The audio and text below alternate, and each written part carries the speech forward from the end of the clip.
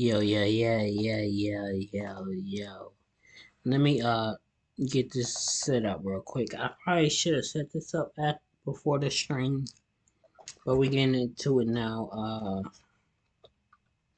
I'm setting up the speech chat, so if anybody gets on, it'll let me know. All right, now we're ready to go. We're ready to get into this one. This is the top WWE superstar injured again. I saw Braun Strowman was on the front page. I hope he not injured again. What is going on, guys? It is WrestleMania here, back with some more news. Join us now as we look at the wildest news stories and rumors you need to know, including WWE TV14 is wild as NXT gets a major overhaul. The reason why NXT was censored last night, WWE is aware of concern about black wrestlers, no OG Bloodline reunion, Roman Reigns' Royal Rumble plans leaked, Vince McMahon falls further down, WWE unhappy with the recent match, a top WWE star is injured again, and much more. Be sure to subscribe and hit that notification bell for daily wrestling videos, and follow us on Facebook for exclusive lists. Also check out our new videos on WrestleMania XL. And now let's see the intro and get straight into our first story.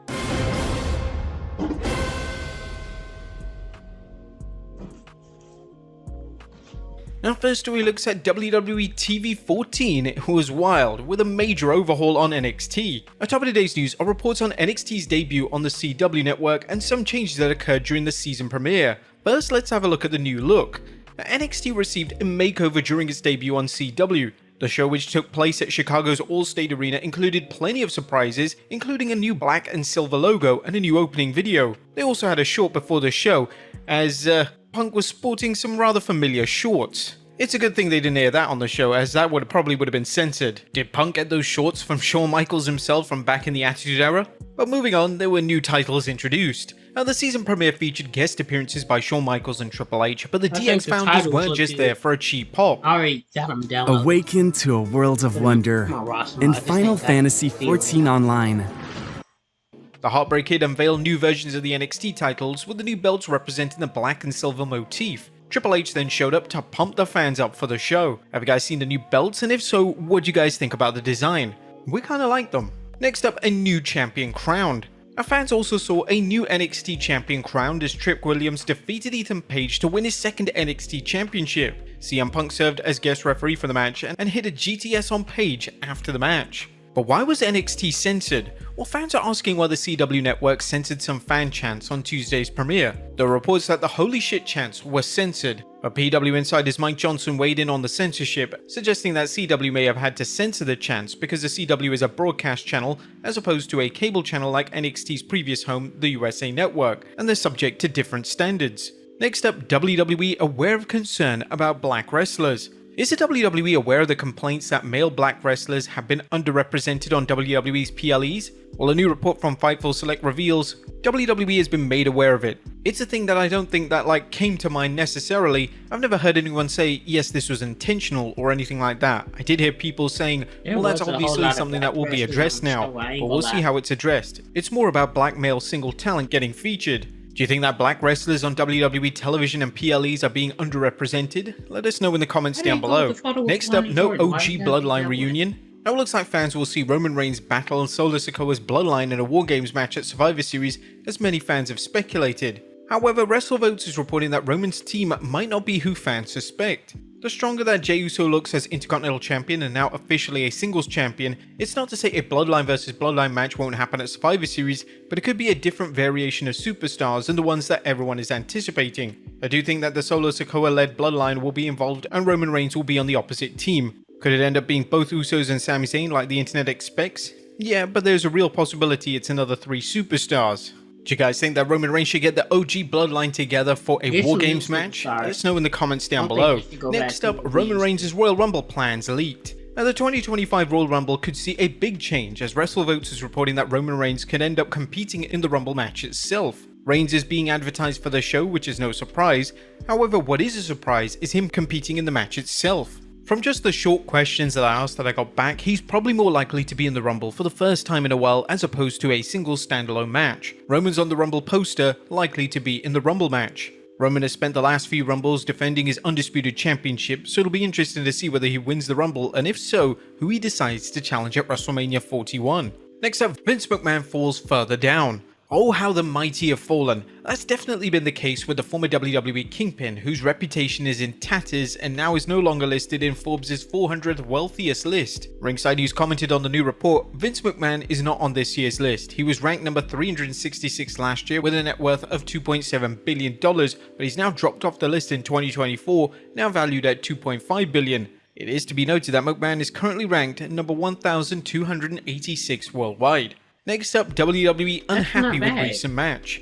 A Raw's main event last monster standing match between Bronson Reed and Braun Strowman is still being discussed by fans who enjoyed the Pier 6 brawl. However, a new report states that WWE wasn't happy with one aspect of the match. During a Q&A on Sportskeeda's WrestleBinge YouTube channel, WrestleVotes reported, Reed's performance last night, overall everybody loved it. This is specifically talking about the broken ring spot. Let's just say it didn't go as planned. They didn't like the way it came off. Apparently, the spot didn't have the same effect as previous broken ring spots, with WrestleVotes reporting, I did have a source who was there last night. The internal reaction instantly was, oof, it's not as big as we would have hoped. I don't know if it was a mechanical thing or just the impact that it made. It looked as it did. To give a little more color into what my source was referencing, this was probably the most predictable ring collapsing spot they've ever done. So when you know it's coming and it's still not great, therein lies the problem, but not taking anything away from the performance prior to that.